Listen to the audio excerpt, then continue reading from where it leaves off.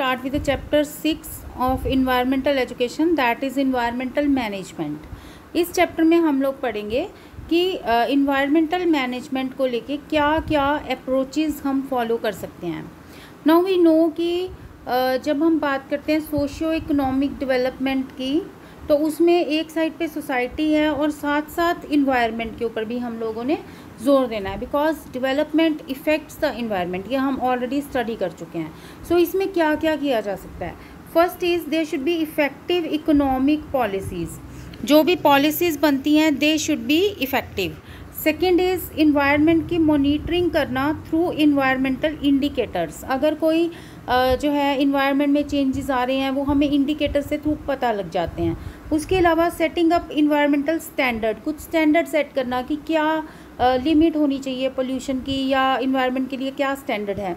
और information exchange and surveillance, मतलब कि सब तक अपनी इंफॉर्मेशन पहुंचाना कि एक जगह पे क्या हो रहा है, that should be communicated to other parts also. अब इसमें सबसे पहले हम लोग बात करें इकोनॉमिक पॉलिसीज़। अब इन्वायरमेंट प्लान्स और प्रोग्राम्स, इनको स्ट्रिक्टली इन्फोर्स करना चाहिए, they should be strictly enforced with rules, और लोगों में अवेयरनेस जनरेट होनी चाहिए। नाउ किस तरह की पॉलिसीज़ हो सकती हैं, जैसे फर्स्ट है एप्रोप्रिएट प्राइसिंग, मतलब कि जैसे नेचुरल रिसोर्सेज हैं, वाटर है, जैसे इसके ऊपर सब्सिडीज़ रिमूव करनी चाहिए ताकि जो है उसका अनलिमिटेड यूज़ और वेस्टेज को हम लोग प्रिवेंट कर सकें। उसके अलावा there can be tax based on pollution load, अगर कोई इंडस्ट्री बहुत ज़्यादा पोल्यूशन क्रिएट कर रही है तो उसके ऊपर टैक्स लगना चाहिए according to the pollution they generate, तो इससे वो कोशिश करेंगे कि पोल्यूशन लेवल जो है वो कम रहे। Then there can be higher rating for green industries. अब जो ग्रीन इंडस्ट्रीज़ का मतलब क्या है, जो पोल्यूशन ज़्यादा क्रिएट नहीं कर रही।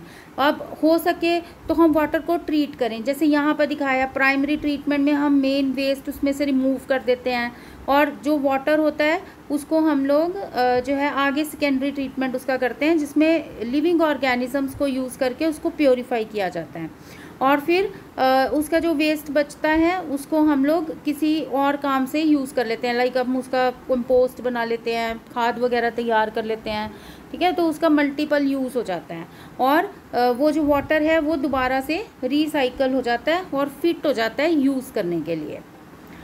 Then there should be reduction in subsidies on fertiliser and pesticide. Fertiliser और पेस्टिसाइड्स जो हैं वो सस्ते नहीं होने चाहिए, सरकार को उन पे सब्सिडीज़ कम करनी चाहिए ताकि फार्मर उसका यूज़ उतना ही करे जितना कि ज़रूरी है। और अगर उसकी कॉस्ट ज़्यादा होगी, सब्सिडी कम होने से उसकी कॉस्ट बढ़ जाएगी, तो जो चीज़ महंगी होगी उसका रिस्ट्रिक्टेड यूज़ होगा। तो इस चीज़ को इंश्योर करने से इन्वायरमेंट जो है उसे हम बचा सकते हैं। And next point is regarding the environmental indicators. Now what is an indicator? Indicator एक पैरामीटर है या एक वैल्यू है जिससे हमें पता लगता है कि what is the state of the environment। अगर हम environment की बात करें, environmental indicator, तो इंडिकेटर हमें बताएगा कि environment की state क्या है। जैसे हम केमिस्ट्री में यूज़ करते हैं, यूज़ इंडिकेटर, वो इंडिकेटर हमें बताता है कि रिएक्शन हो गई है। सो ये भी इंडिकेटर हैं, ये हमें बताएंगे कि what is the condition of the environment around us. अब इन्हें हम नेशनल इंटरनेशनल किसी भी लेवल पे यूज़ कर सकते हैं। ये हेल्प करते हैं in the diagnosis of the environmental condition, उसके अलावा हमारे ऑब्जेक्टिव्स मीट करने में, और जो इन्वायरमेंट की स्टेट है वो पब्लिक तक पहुंचाने के लिए कि आम लोगों को पता लग जाए कि what is the state of the environment. तो इससे हमें जो है वो इंडिकेशन मिल रही है कि what is the condition of the environment in our state. Then are the biological indicators. Now what are biological indicators? ये वो प्लांट्स या एनिमल्स हैं जिन्हें हम इंडिकेटर की तरह यूज़ करते हैं of a particular environment situation of an area. अब ये इनमें क्या एबिलिटी होती है, जैसे ये हज़ार्डस वेस्ट को अपने अंदर एक्यूमुलेट कर लेते हैं, या फिर इनके लाइफ प्रोसेसेस जो हैं वो सराउंडिंग एरियाज़ के कारण इफ़ेक्ट होते हैं, मतलब सराउंडिंग एरिया मीन्स उनके इन्वायरमेंट के कारण इफ़ेक्ट होते हैं। तो इससे हमें पता लग जाता है कि पोल्यूशन हो रहा है तो इसका लाइफ साइकिल डिस्टर्ब हो रहा है। ऐसे ही स्पीशीज़ का नंबर कम हो रहा है या उनका इकोसिस्टम डिग्रेड हो रहा है, जैसे फॉरेस्ट कट रहे हैं, ओशंस में पोल्यूशन बढ़ रहा है, तो इससे क्या पता लग रहा है कि एक एरिया में इन्वायरमेंटल कंडीशंस सही नहीं है। Now what are the different kinds of biological indicators. सबसे पहले इसमें आते हैं लाइकन्स।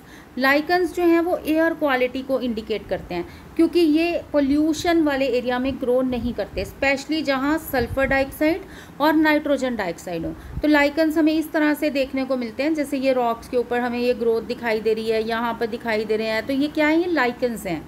ये आपको हिली एरियाज़ में काफ़ी देखने को मिलते हैं जहाँ पे पोल्यूशन कम होता है। लेकिन अगर हम देख रहे हैं कि कुछ टाइम से वहाँ पर ये ऑर्गेनिजम्स लाइकन्स हमें ग्रो होते नहीं दिखाई दे रहे, इट मीन्स कि अब वहाँ पर सल्फर डाइऑक्साइड और नाइट्रोजन डाइऑक्साइड ज़्यादा हो गई है। So it is an indicator of the pollution caused by sulphur dioxide and nitrogen dioxide. Then there are some other plant indicators. अब जैसे आपने देखा होगा कि ये पॉन्ड्स हैं, विलेजेस में पॉन्ड्स होते हैं, तो वहाँ पर बहुत ज़्यादा एल्गी ग्रो हो जाती है। ये आपको ग्रीन पैचेस दिखाई दे रही हैं वाटर के ऊपर, तो दिस इज़ एल्गी। ये कहाँ ग्रो करती है, जहाँ पर फॉस्फेट और नाइट्रोजन ज़्यादा होते हैं। वो क्यों होता है, क्योंकि फॉस्फेट और नाइट्रोजन की वजह से एक स्पेशल फिनोमिना होता है, that is called algal Bloom. ठीक है, तो वो एल्गल ब्लूम हो जाता है, तो ये पोल्यूशन को इंडिकेट करता है। अब ये फॉस्फेट और नाइट्रेट्स आते कहाँ से हैं, that is from the near by fields. Agriculture field से पानी यहाँ आ गया जिसमें बहुत सारे फर्टिलाइज़र थे, उसने इस पानी को गंदा कर दिया और ये पोल्यूशन हो गया उसकी वजह से। तो यहाँ एल्गी बहुत ज़्यादा ग्रो करने लगी। उसके अलावा कुछ और प्लांट्स हैं, जैसे एल्गी है, कारा है, वॉल्फिया है, ये पोल्यूटेड वाटर में ग्रो करते हैं। तो अगर हमें ये प्लांट्स ग्रो होते हुए दिख रहे हैं कहीं पे, तो इसका मतलब यहाँ पर वाटर पोल्यूटेड है। उसके अलावा चिनोपोडियम बाथू जो होता है, दैट ग्रोज इन ओवरग्रेज्ड एरिया। जहाँ ओवरग्रेजिंग हुई है वहाँ पर ये प्लांट हमें देखने को मिलता है, तो it is an indicator of overgrazed area.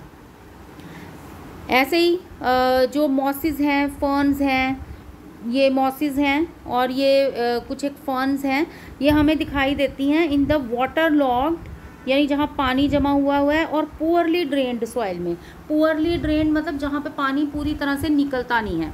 Now reason क्या है इसका, ये प्लांट्स जो हैं ऐसे ही एरिया में ग्रो करते हैं जहाँ उन्हें थोड़ा बहुत पानी मिलता है, क्योंकि उसके बिना ये रिप्रोड्यूस नहीं कर पाते, इनके गेमीट्स पानी के थ्रू ही मूव करते हैं।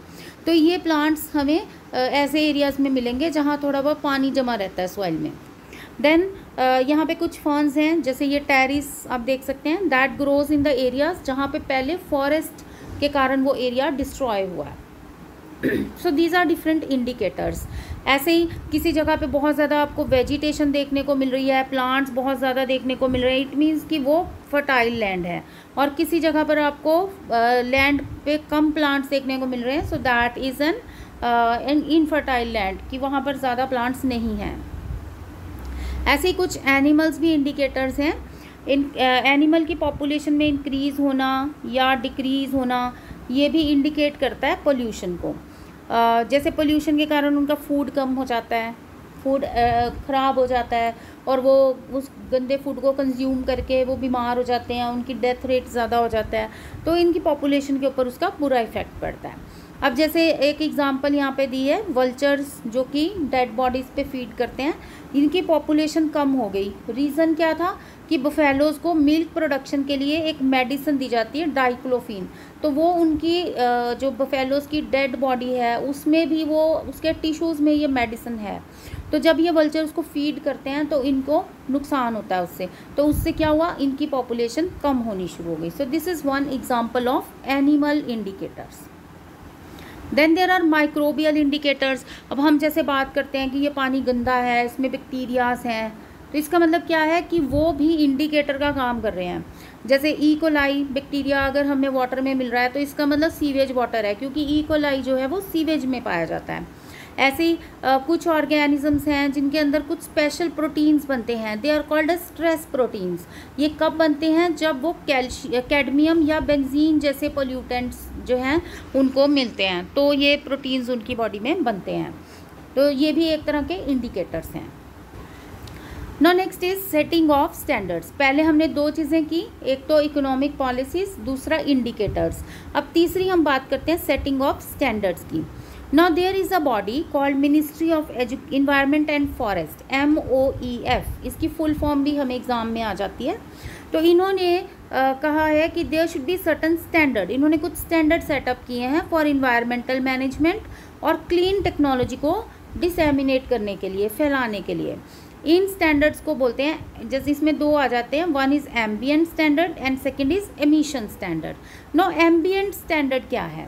एम्बियंट स्टैंडर्ड है कि इन्वायरमेंटल पैरामीटर पे अलग अलग लोकेशन पे क्या लेवल होना चाहिए पोल्यूशन का, ठीक है, कितना एमिशन होनी चाहिए, कितना जो है वो मतलब लेवल क्या है उसका पोल्यूशन का, अलग अलग कैटेगरीज ऑफ लोकेशन पे, ठीक है। लेकिन एमिशन स्टैंडर्ड क्या है कि एक जगह पे डिस्चार्ज ऑफ वेस्ट का, अलग अलग एक्टिविटीज़ का क्या स्टैंडर्ड है, that can not B same, ठीक है। जैसे अब एक गांव है या एक शहर है, वहाँ पर पोल्यूशन लेवल डिफरेंट होगा, तो वहाँ पर ये स्टैंडर्ड्स डिफरेंट होंगे, ठीक है।